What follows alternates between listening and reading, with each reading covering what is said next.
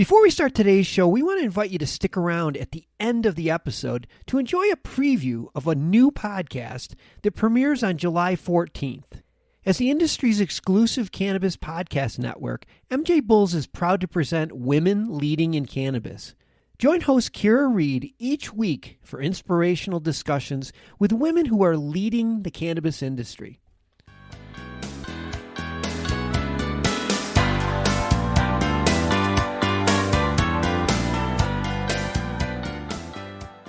Welcome to Hemp Barons, everybody. I'm Joy Beckerman, and I hope that today's show finds you and your family healthy and at peace. And if you haven't been healthy, I hope you're recovering. This is such a transformative time, and I know that we all have different levels of challenges and obstacles that we're facing, and certainly inconveniences that we're learning to handle and work through. I really believe that this transformative time is giving us an opportunity to learn so many lessons.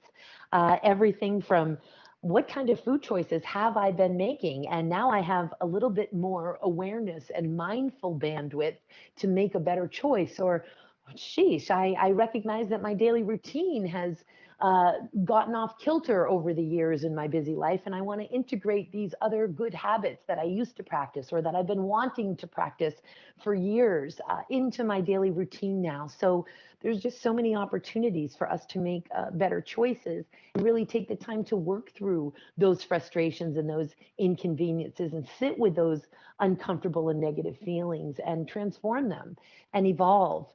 And I also fully recognize that I am in a good position, that I can do that. I'm not suffering for employment right now, and my heart is going out to the many, many millions of people across America and certainly the world who are suffering tremendously. We know that the unemployment rolls are just exponentially going up.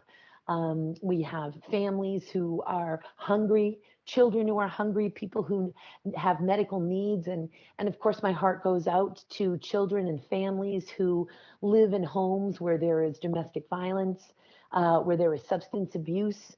And of course, those issues and those problems are compounded by staying at home. And yet it's what science is telling us we absolutely must do. And so my heart's going out to those folks as I sit here and count my blessings, my very many blessings, and move through this opportunity to change and to evolve and being part of making the world a better place. I really do believe that this transformative time of coronavirus has the highest potential for change in our lifetime. So thank you for being a part of this with me and for listening. And I'm just sending you my most positive vibrations and beaming as much love and light as I can out to the world and out to everybody for strength and inspiration so we can make the most of this, what I'm going to call an opportunity, even though, yes, it's an opportunity that's coming in the form of a pandemic, the likes of which we've not seen before. And as it turns out, there's this gradual reopening in being discussed in certain jurisdictions. We currently have a date for New York State, which is May 15th. That the stay-at-home order will start to be gradually lifted, and so on and so forth. So there is some change happening and some signs on the horizon that we might start to get back into our new and improved normal. And that's the story I'm sticking to, that it's going to be a new and improved normal. And at the same time, we do have to wait and see. We're all very concerned about a second wave and have learned from Spanish flu and other pandemics what the reality of that potential is. So we'll see. In terms of hemp industry news, there's been some really great news, actually. And there was a recent major call to action by the hemp industry and agricultural coalitions.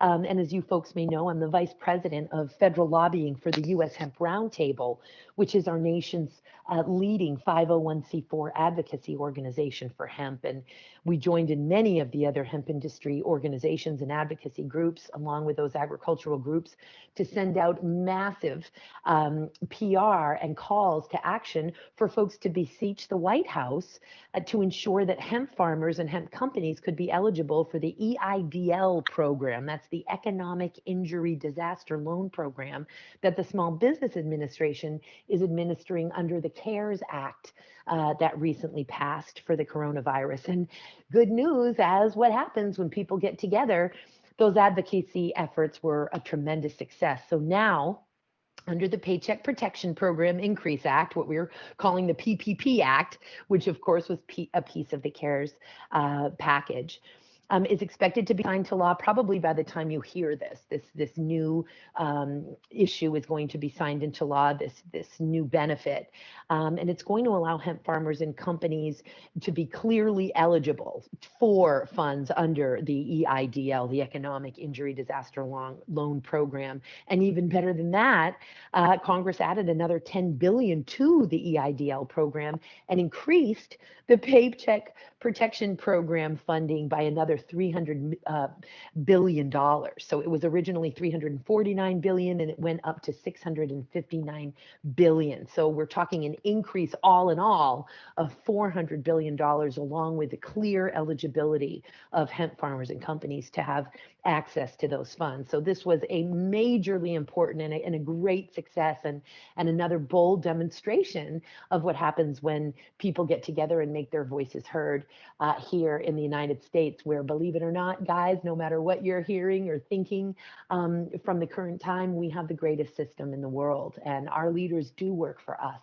And when we make our voices heard strongly and in concert with one another, and when we're aligned, all of the interests in these various industries, we make change. And believe me, we can do it easily, but we have to do it together, and we have to respond when we hear those calls to action, to respond. And that, by the way, gives me a great opportunity to say, would you please go as soon as you have a moment to hemp-supporter.com. That's hemp-supporter.com, and that's the website for the U.S. Hemp Roundtable. You can click the join button in the upper right-hand corner to sign up for our newsletters, and we will keep you updated on calls to action, developments in the industries legally and regulatorily. We really want you to become a hemp supporter, because it supports America and we need you. All of us are so important. It's a great and easy way. We're not spammers. You're not going to get a ton of emails, but believe me, when those important calls to action happen, we want them to end up in your inbox, and for you to take the basically 10 seconds it takes to hear that call and act upon them. Additionally, on April 17th, the USDA announced the Coronavirus Food Assistance Program, the CFAP, and that uses existing funds appropriated for the CARES Act by making $19 billion available in immediate relief to farmers and ranchers. We're not sure yet whether hemp farmers are going to qualify for those funds, the Coronavirus Food Assistance Program funds, but I can tell you that the U.S. Hemp Roundtable is going to be working with our contacts on Capitol Hill and the USDA to ensure maximum support to the very best that we can. And speaking of the USDA, there's a great show in store for you folks. So excited to bring to you a fantastic interview with Herrick Fox, CEO of Meristem Farms. Rick is the kind of experienced professional that we love to see turning to hemp and really altering his career to use the skills and talents and intellect that he has to join us in hemp. So many incredible women and men across America are transitioning their careers and finding the promise and the opportunity in this versatile, valuable crop. And Rick is one such soul. Not only was he a Fulbright scholar as a young college student, but he's been with the USDA all in all for around 16 years, in combination mostly with the Forest Service, the USDA Forest Service, and then the Foreign Agricultural Marketing Service, as well as working internationally in Russia for 6 years on an environmental program coordination with them. He is a brilliant gent as it comes to rulemaking laws all around USDA jurisdictions, but he's also happens to be very well skilled in infrastructure and has an incredible network of professional, really world-leading geneticists, plant breeders, and agronomists, so on and so forth. So very excited to have him on the show here. And I hope that you enjoy, and we're going to have Rick on again. Again, he's really the type of person that we very much want to have in hemp. In any event, enjoy the show, folks.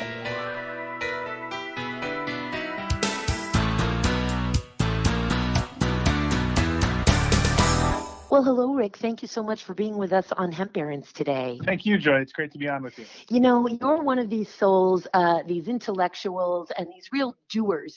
A gentleman who rolls up his sleeves to advance agriculture, and someone who we're so lucky to have in hemp at this nascent stage as this versatile, valuable crop reemerges and reestablishes itself, because we are building the infrastructure here. We are connecting the dots, and we need regulations. We need folks who can see around corners in the midst of all of the inspiration and misinformation that comes with the truly exciting and revolutionary opportunity to introduce another crop into America's agricultural scheme. Although in this case, reintroducing. And Rick, your pedigree is just outstanding.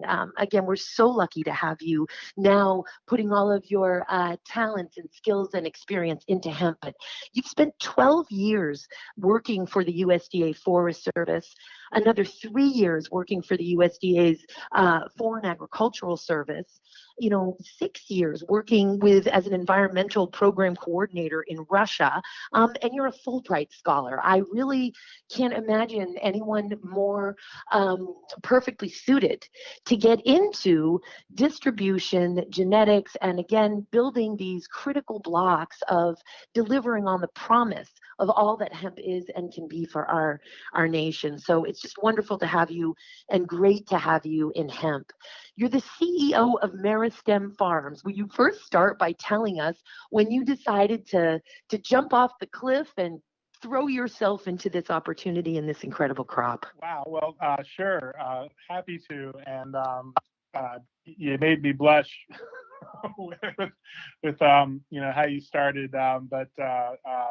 Yeah, it's really all those nice things you said are really just another way of what I call myself, a recovering bureaucrat trying to find a way to be useful in the private sector. So, yeah, it was about 15 years in USDA and risen through the ranks quite a bit, learned a lot, got some things done. And, that's people tend to look at their public service careers and agencies in a 30-year time frame. And I was about halfway through. And so I was thinking, well, if I stay in this, then I'm going to stay in this until I'm pretty much done. And decided I needed something more creative. I wanted to see some more direct impact, wanted to get involved in, frankly, something more profitable. And yeah, I mean, it's actually a long story how it ended up in hemp.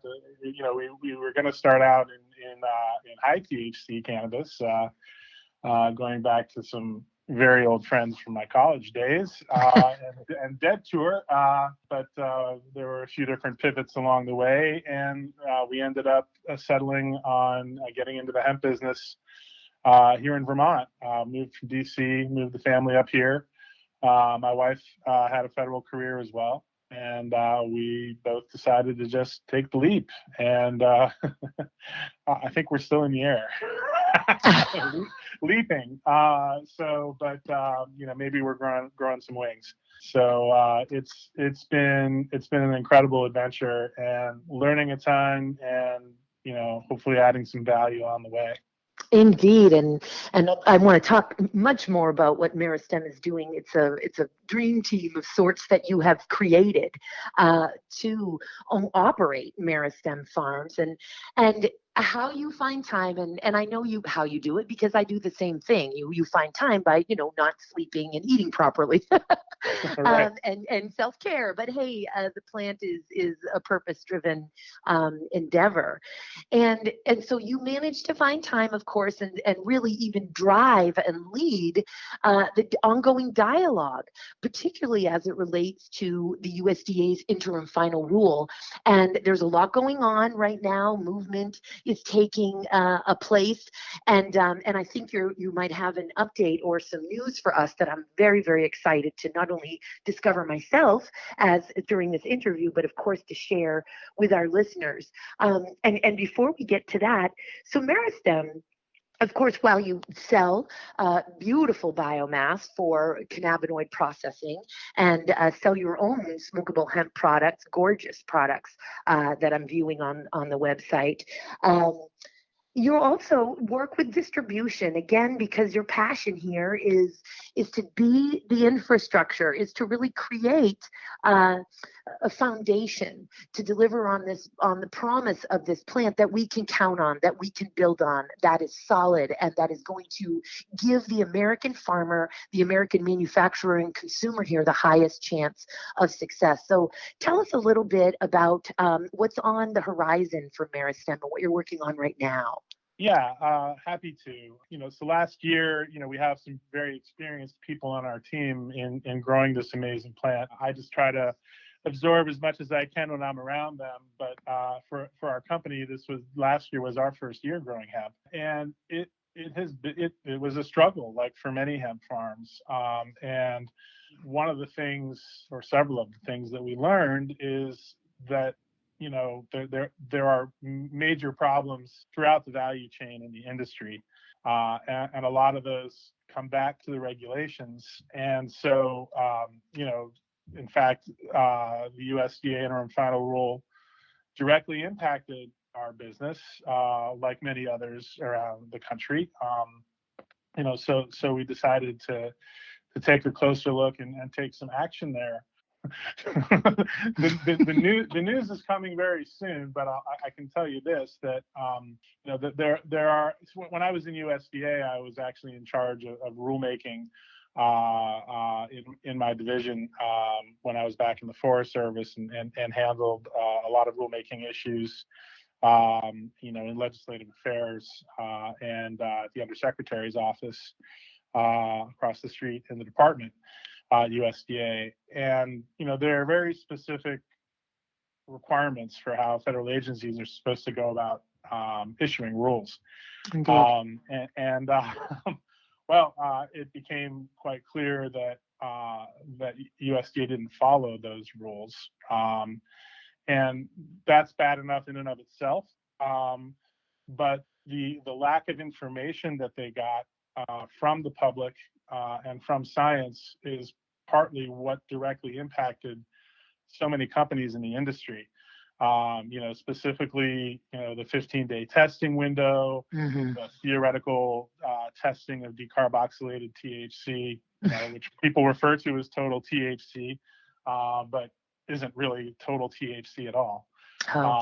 And the way they sample for only flowers. These are things that if they had done their public comment the way they're supposed to, they probably wouldn't have gotten so wrong, and not so many businesses would have been impacted. So, there are, from our view, clear violations of two laws: the Administrative Procedures Act and the Regulatory Flexibility Act. The first one's the one that requires public notice and comment, and the second one requires an analysis of impacts on small business. We've finished our preparations for the next step on helping USDA to address those issues, and I would look for an announcement very soon about specifically what's going to happen in that regard. And there are a lot of other problems in the interim final rule also that we want to take up. The good news is that I think USDA is aware of it. And I will say that they were pretty brave in taking on those challenges. This is a new crop in contemporary agriculture in the United States. So, I appreciate their courage in taking it on. I just wish they hadn't been forced to rush it so much on getting this draft out. Hopefully that can be fixed very soon. Their decision to delay enforcement of two other provisions in the rule regarding DEA registration of labs and disposal of crops. That's a really good sign, and that's really a roadmap for how this can be fixed without, shall we say, more extended proceedings. I think we'll see a lot more in the next week or two about what can be done there. Wonderful. And indeed, it was encouraging, those two stays, as you say. It's certainly that they didn't get rid of this requirement for labs testing the cannabinoid, or specifically the THC levels in hemp to be DEA registered. They're holding off, right, until 2021 for now, but that was a wonderful reprieve, because it really setting the American farmer up for failure had they done otherwise. And while I can certainly appreciate, and believe me, I like you, I find the silver lining in all of these things, and I'm cheering on the heroes and heroines at the USDA are really trying to deliver on this crop. And I was so disappointed. Of course, as we know, the word disposal is what was in the Farm Bill, not the word destruction. And they had come out with destruction.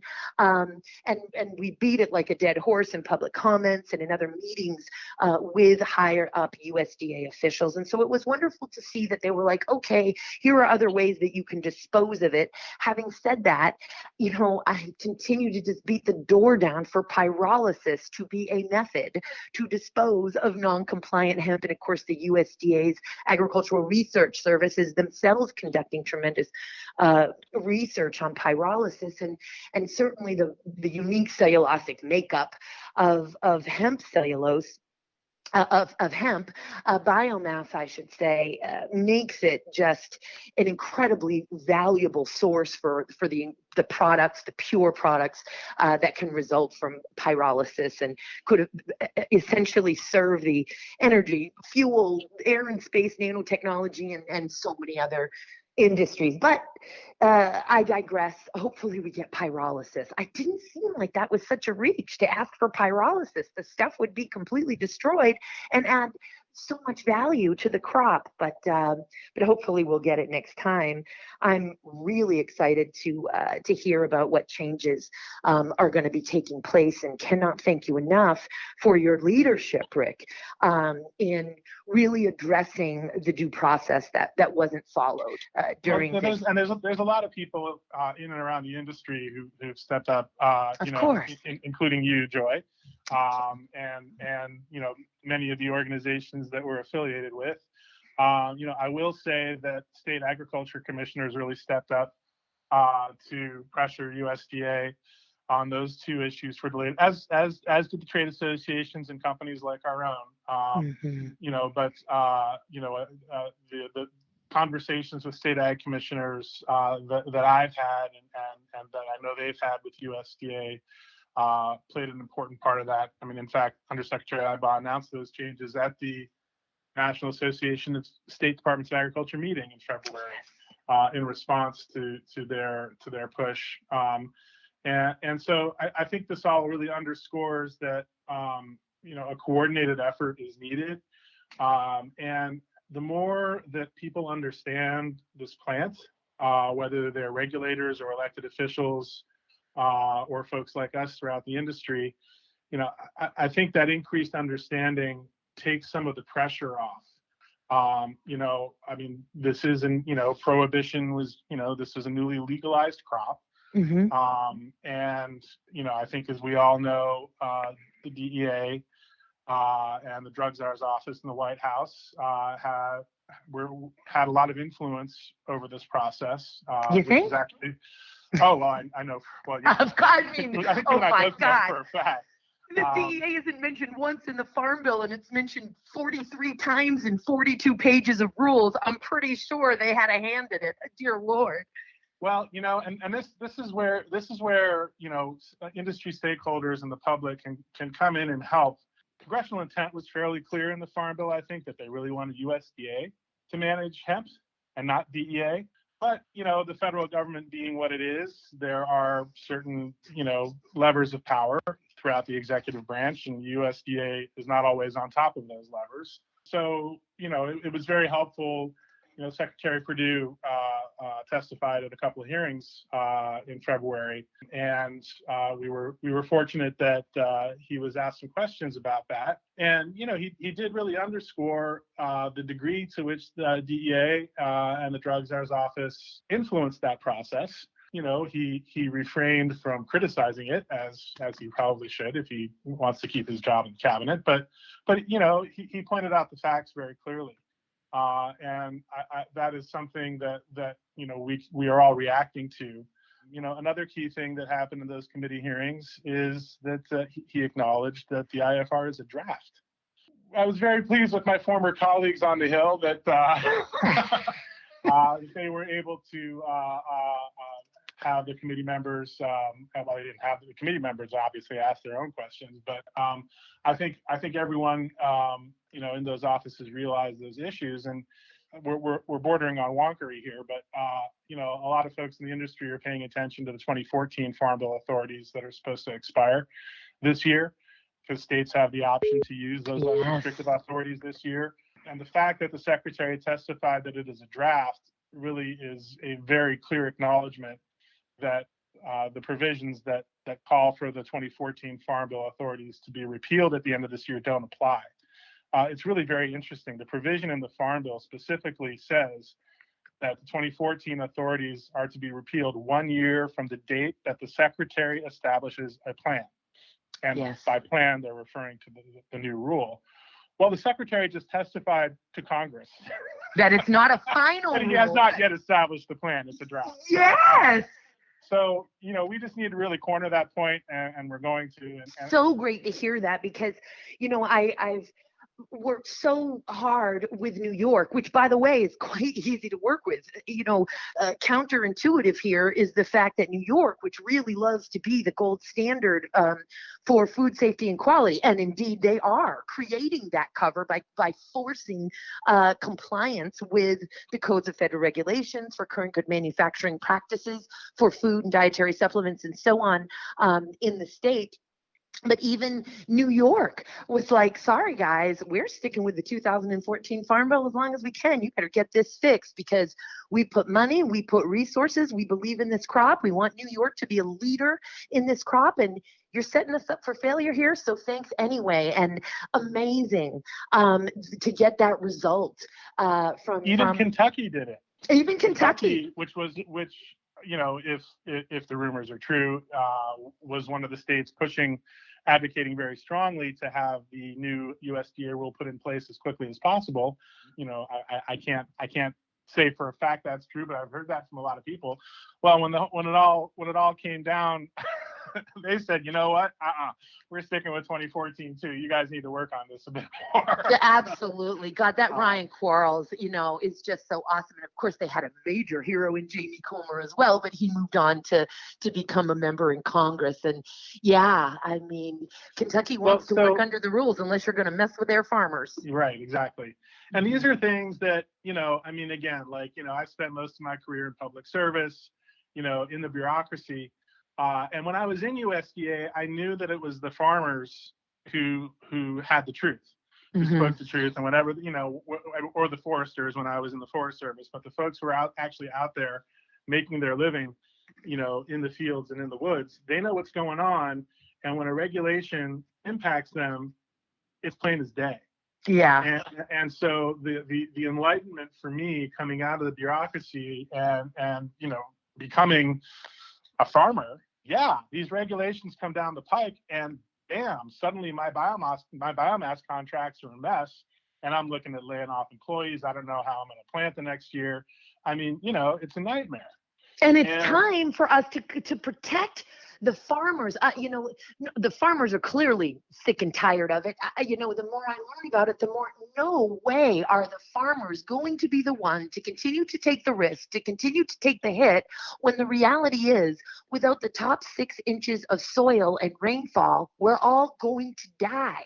The farmers are the heroes, and our lives basically depend on them. It's time to understand their, as well as teachers, roles in the regeneration and the sustainability, of course, of our entire civilization. And I wanted to ask you first, I'll set it up with this little factoid and then move on to the reality. And it's a dark reality, and it's not something that's, pleasant to talk about, but it's important for folks to know, and that is increases and the problems we have with farmer suicides and bankruptcies. But leading up to that, when we talk about that DEA registration and many of the conversations that you and I had taken, of course, such a huge deep dive. This is my purpose-driven life here is hemp into the IFR and preparing those public comments with various attorneys. But then as our conversation, yours and mine, began to expand and deepen, you just continue to take these deeper and deeper looks. And as I got into the final rules, specifically drilling into the DEA lab registration requirement, it literally states that the labs, that the labs need to be registered within the criteria of 21 USC 823. So U.S. code, which is basically and then I got into that code, and that pertains to the registration of, quote, manufacturers, distributors, and dispensers of controlled substances. So here we are, telling our farmers through the IFR that they are manufacturers, distributors, and dispensers of controlled substances. I mean, just crazy pants, but really setting folks up for failure. Talk for a minute about your insight as to this dark but very real and unfortunately growing problem of farmer suicide increase and bankruptcies. Yeah. Well, and this has been something that's been going on, throughout agriculture for a couple of years now. Of course. I mean, maybe longer. I mean, the plight of the family farm in this country is, unfortunately a long and sad story that's more than just a couple of years. But yeah, the upheavals that have gone on over the last few years, specifically trade issues, changes in markets. I mean, dairy farms up here in Vermont, and frankly in every dairy producing state, the trends have really not been working in farmers' favor. But I'm actually going to turn this dark story into something optimistic, and we're in a time of great upheaval now with the pandemic. It's front page news every day how important farming is to our food security and to our economy. I mean, I think people intuitively know that throughout society, but they're in touch with it on a daily basis or maybe a weekly basis because they only go to the grocery store every week now, more than ever. And I think this is actually, it's one of those moments where paradigms shift, and I think there's going to be a renewed appreciation of farms and the farm economy, and also how to properly manage the value chains for it. I mean, you can read in the mainstream news now how a large meatpacking plant can't supply pork to consumers because they're set up to supply to large institutional service providers, right? And I mean, I'm using big words, but basically they have the wrong equipment. They have equipment that's all set up so they can fill big bags of onions instead of little bags like what you find at the grocery store. And all of this comes back to how the value chain is managed. And I don't want to turn this into a larger discussion on ag policy, but specifically to hemp, we have an opportunity now, and I mean right now, to reinvigorate the conversation about how hemp diversifies farm revenues. Especially, I mean, those farms that have lost their markets, it's not too late for them to plant hemp, for a lot of them anyway.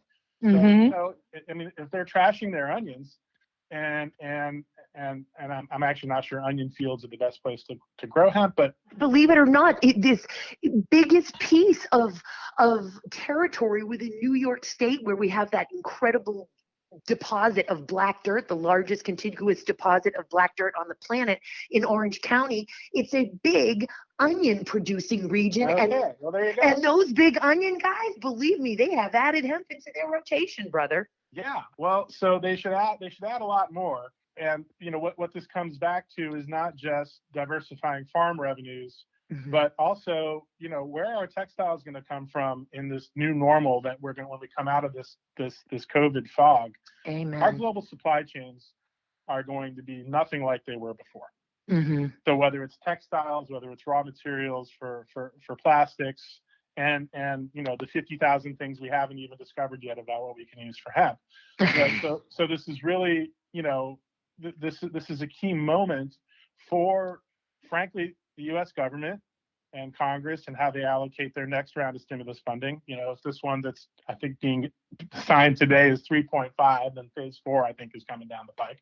But so, hemp for victory in World War II, hemp for liberty now, or whatever slogan you want. Yep. This is a huge opportunity to divert more federal funding to stimulate the development of the hemp industry. Let's have purchase contracts. Let's have R&D grants and marketing orders because The only way this is going to happen is if the federal government funds capacity in the hemp industry to actually realize its potential. And I'm talking mostly about fiber hemp now.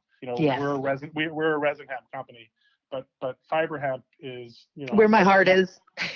Well, and it's much bigger stakes for the economy and frankly society in general. So $1 trillion industries, wide spectrum, obviously. So the opportunity right now is to say, all right, first of all, take the shackles off the hemp farmers. Okay, we understand you were trying to get it right with the IFR.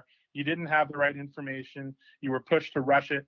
It came out all wrong. So just set it aside right now. Let the people grow the hemp without having to worry about losing their livelihoods. It's bad enough as it is, right? Amen. So that's the IFR.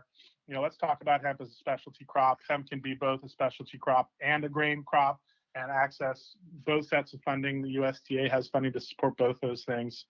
Of course, there's the THC threshold and hemp extracts as dietary supplements, which is something we're working on. But really the big story is invest some of that stimulus funding in the future of the U.S., not only ag economy, but manufacturing economy, and let's make hemp an integral part of it so we don't have to depend on foreign sources like we have been. Make it an option, not a requirement. So, these are things that I hope we're all going to read about in the news in the next couple of weeks.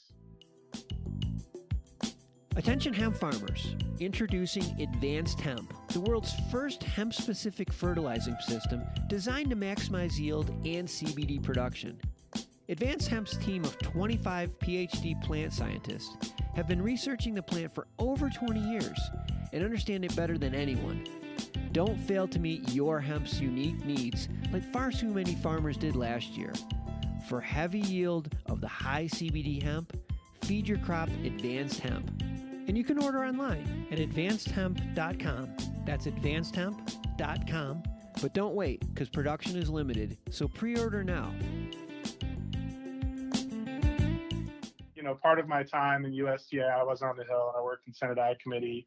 Some of those folks are now with Senator Probst. There are some benefits to being a resident of Vermont, where the vice chairman of the Appropriations Committee in the Senate is Vermont's senior senator, Pat Leahy, who's very interested in hemp, as are many, many great senators in both parties. Yeah. Hemp really is a nonpartisan issue, and I think we should all constantly remember that. Absolutely. Not just bipartisan, but nonpartisan. Anyway, there's a lot of political will right now to explore new options, especially that make us more self-sufficient and more resilient. And so that's my message to everyone in the hemp industry. Those are key words for us, and the folks who have their fingers on the print button for where the money's printed. They're listening and they're pushing that button. So I think, yes, it's been a dark time in agriculture in the United States. It's very, very dark right now, but I always say the worse things get, the sooner they'll get better. And that is the thinking that is going to take us out of this thing, and really the reality of it. Now, I know as we are experiencing coronavirus that there are people suffering tremendously. I very much recognize the blessings in my life, and those blessings, counting them, by the time I get to 4, I have so much energy to reach out to those who are suffering and seeing what I can do here. And so fully acknowledging the suffering that is being experienced around our nation and around the world. I also want to say that this is an incredibly transformative time with probably the highest potential for change since the Great Depression. And I don't even know how well we did coming out of that. We're much smarter as a people now. And I really believe that this situation in which we find ourselves are highlighting exactly the points that you're raising right now. And as you were speaking, I recalled a few years ago, we went on the Boston History Tour. Now, I was born in Boston. I've lived in Boston.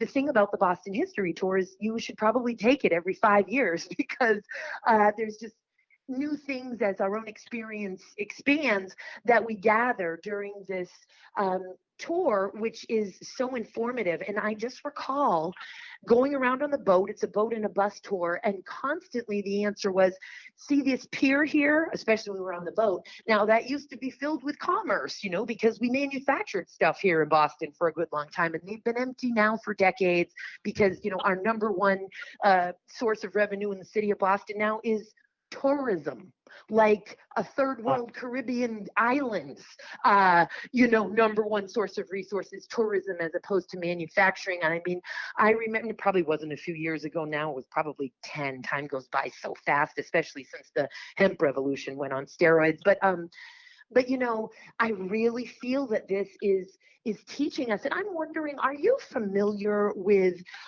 Senator Tulsi Gabbard's Hemp for Victory Act? I am. Yes, very, very honored to be asked to be involved with that at its inception of the drafting. In fact, in speaking with her incredible team, she has a crazy, brilliant and motivated and inspired, very enlightened staff and policy directors. It was through that drafting that I was like, oh, Department of Defense, I mean, Hemp for Victory, right? And they had not been aware of the Hemp for Victory film. And so I said, man, you got to get this film in front of the Department of Defense and really watch it. And for all I know, the senator had, in fact, her dad, Mike Gabbard, is quite the hempster himself, but the policy folks hadn't. And I really see this as an opportunity and have been trying to get various groups to really start to back that bill, because it's directing. And as I learned through drafting that bill, I got quite an education from Tulsi Gabbard's staff. And you'd think it would be obvious to me, but it wasn't. And that is that we are the largest purchaser of goods in the world, the United States government. And so I learned, and you'd think it would be obvious, but it was not to me. I learned through Tulsi Gabbard's staff that the U.S. government is the largest purchaser of goods in the world, and that the Department of Defense is the largest purchaser of all of the other departments. And so if we get something going with this bill that directs every single department within the United States to sort of take a tally of all that they buy, research whether those items could be improved with hemp-based or hemp-blended products, and then use that data to give to the Small Business Administration and lenders to discuss what a safe and really prove what a safe bet the hemp economy and hemp lending is. I really think that, that would just be tremendous. And obviously, so does the senator. Yeah. And the buying power of the Pentagon is just like you're suggesting, a huge opportunity. I think I read an article, I don't know if it was one of the hemp journals or maybe something that was broader in ag, just a couple of weeks ago. The Department of Defense signed a purchase contract or maybe they were just testing hemp-based materials. I can't remember if it was a new kind of bulletproof vest or whatever it was. I'll have to go look at it. But but when you look at, so if, for example, we want to use stimulus funding to fund USDA or frankly the Defense Department for purchase contracts for hemp, they'll use it. How much material do they use every month or a year to make new uniforms? The Chinese military makes their uniforms out of hemp. Why don't we? I think probably some parts of it already are. But yeah, and then of course all the advanced bioplastics and the research. So many exciting things to do there. But if we don't have the supply chain to support it, it's not going to go anywhere. That's right. And that's why these moments when the government realizes they need to print money are opportunities not for handouts, but to make investments that only governments can. Obviously this isn't something quite on the scale of the interstate highway system, but when you have an opportunity and you have political will to spend money on societal needs on this scale, amazing things can happen. And so I think, so how about loan guarantees for more processing, right? How about looking at how better distribution channels? Coming back to the value chain for a minute or two, it's weird. I'm not an economist, But it seems very weird that, with prices falling so much and what farmers are being paid for their crop, and I'm talking about CBD products now. Yes. The prices on the shelves haven't changed. If you want a 1,500 milligram bottle of nice tincture that comes from a reputable source, you're still paying around $100 retail, right? Maybe 120, maybe 90. There's deals online, but those prices aren't a quarter of what they were. But the farms producing hemp, they're lucky to get $10 a pound, dollar a point for 10% CBD, when they were looking at $40 last summer. Before harvest. So what's going on there is what economists would call a market distortion. When there's so much supply, then the price should come down, basic supply and demand. But because the processing capacity isn't there, and because the distribution systems are, I'll gratuitously call it quirky, because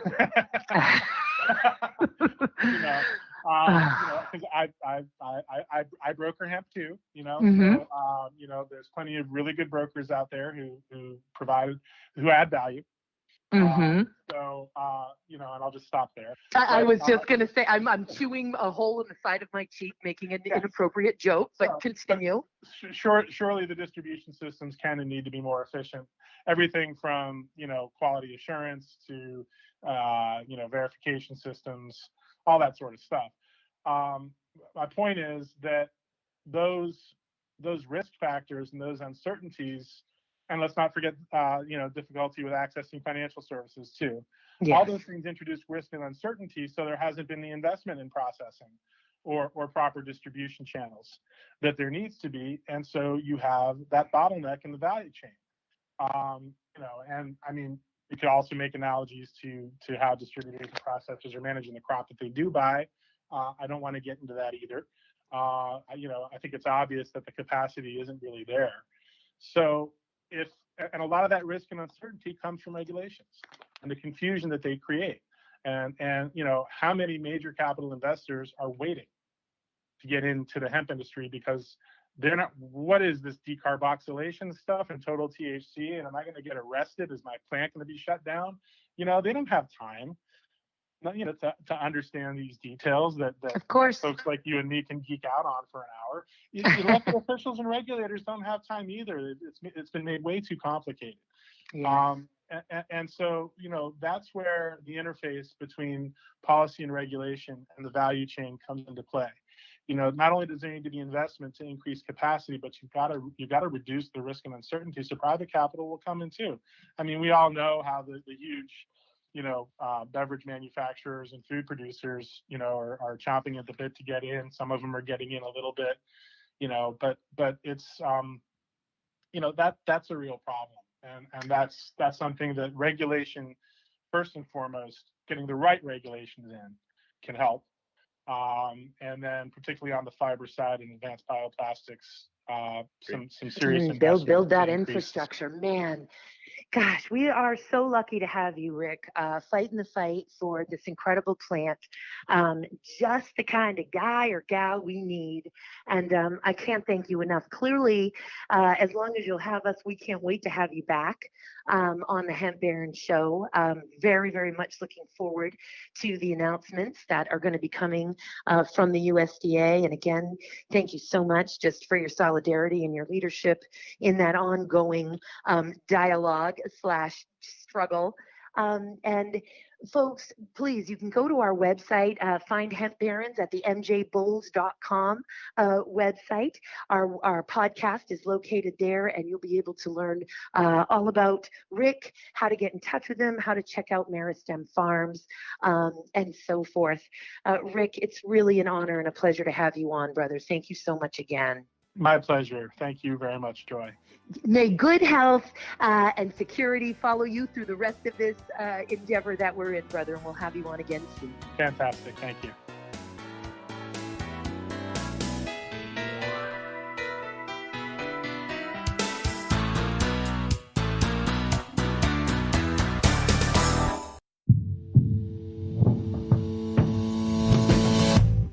Tell me, boy, you make me so bored. You need to walk the other way.